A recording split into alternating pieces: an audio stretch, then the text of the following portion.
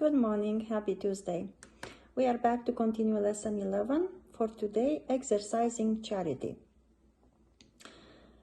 Question A. How does bitterness toward our brethren or sisters affect our standing before the world? Hebrews 12:15. Hebrews 12:15 said, "Looking diligently lest any man fail of the grace of God, lest any root of bitterness springing up trouble you, and thereby many be defiled." Bitterness. Bitterness is a very, very bad feeling. It's unresolved, unforgiven anger or disappointment. And we all have been offended in our lives. No one can go through life without being hurt. And we can carry bitterness our whole life towards some people.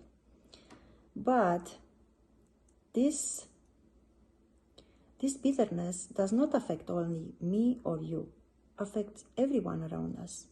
When we are bitter, when we cherish this unforgiving spirit, people around us will feel it and they will see it.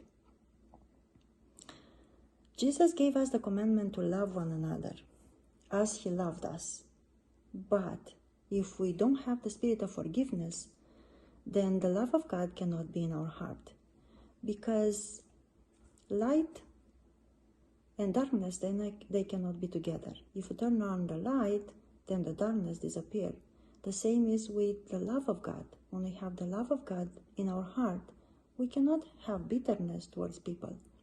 The lack of love actually makes people bitter. The note said there is nothing that can weaken the influence of the church as the lack of love. If we are to meet opposition from our enemies, who are represented as wolves, let us be careful that we do not manifest the same spirit among ourselves. The enemy well knows that if we do not have love one for another, he can gain his object and wound and weaken the church by causing differences among brethren. He can lead them to surmise evil, to speak evil, to accuse, condemn, and hate one another. In this way, the cause of God is brought into dishonor.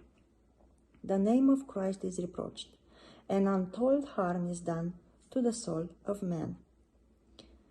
The Bible said that the root of bitterness springs up and causes trouble. And bitterness is like spiritual cancer in our soul. May God help us to overcome this feeling. It's a very bad feeling. And to have the spirit of forgiveness. To forgive people and to love them, because this is the character of Jesus. Point B. What will happen as we daily cultivate charity?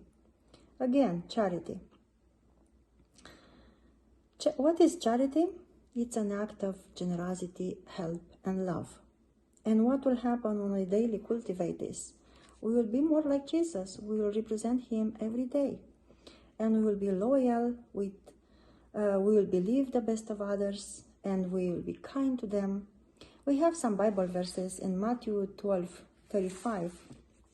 First part said that a good man out of the good treasure of the heart bringeth forth good things.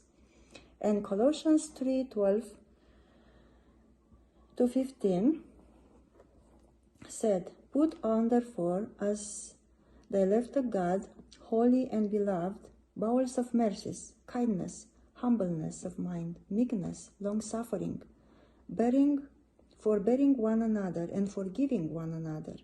If any man have a quarrel against any, even as Christ forgave you, so also do ye.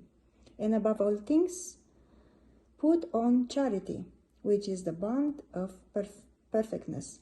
And let the peace of God rule in your hearts, to the which also ye are called in one body, and be ye thankful." Beautiful. The note said if we have have love in our heart, you will seek to establish and build up your brethren in the most holy faith. If a word is dropped that is detrimental to the character of your friend or brethren, do not encourage this evil speaking. It is the work of the enemy. Kindly remind the speaker that the word of God forbids that kind of conversation. We are to empty the heart of everything that defiles the soul temple that Christ may dwell within. Our Redeemer has told us how we may reveal him to the world. If we cherish his spirit, if we manifest his love to others, if we guard one another's interests, if we are kind, patient, forbearing, the world will have an evidence by the fruit we bear that we are the children of God. It is the unity of the church that enables it to exert the conscious influence upon unbelievers and worldliness. Then, exercising charity. May God help all of us to have this spirit of generosity and love in our heart. And the love of God is going to fill up our heart, and bitterness is not going to have any place.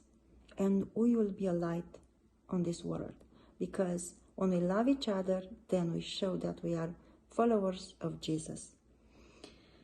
I will see you tomorrow to continue this beautiful practical lesson. May God bless you.